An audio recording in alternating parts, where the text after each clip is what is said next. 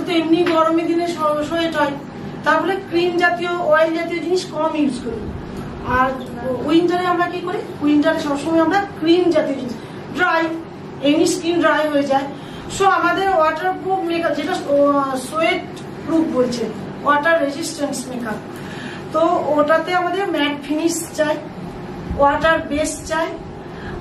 আবার যাদের খুব বেশি ঘাম হয় বা আমার পরিস্থিতিটা দেখতে হবে, কোথায় মেকআপটা হচ্ছে করবো, সেই পরিস্থিতি অনুযায়ী আমাদের আইসকে র্যাপ করতে হবে। হ্যাঁ, দেখা যাবে যে সে হয়তো এসিতে করছে বা এসিতেই থাকবে সেই ব্রাইট, তাকে কিন্তু অতটা দরকার হয় না, তাদের তো গরম, অতটা গরম লাগবে না। সো আমাদের ওয়াটার প্রুফ যখনই মেকআপ করবো আমাকে আগে অনেকগুলো জিনিস ভাবতে হবে। যেটা ওয়াটার প্রুফ, আমি বারবার বলছি ওয়াটার প্রুফ বলতে ওটা সোয়েট প্রুফ, কখনো মুখ থেকে জল বেরোয় না, ঘাম বেরোয়, ঠিক আছে? সো আমি স্টার্ট করলাম। হ্যাঁ,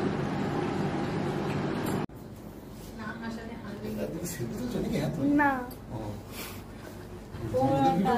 কি বলছিস?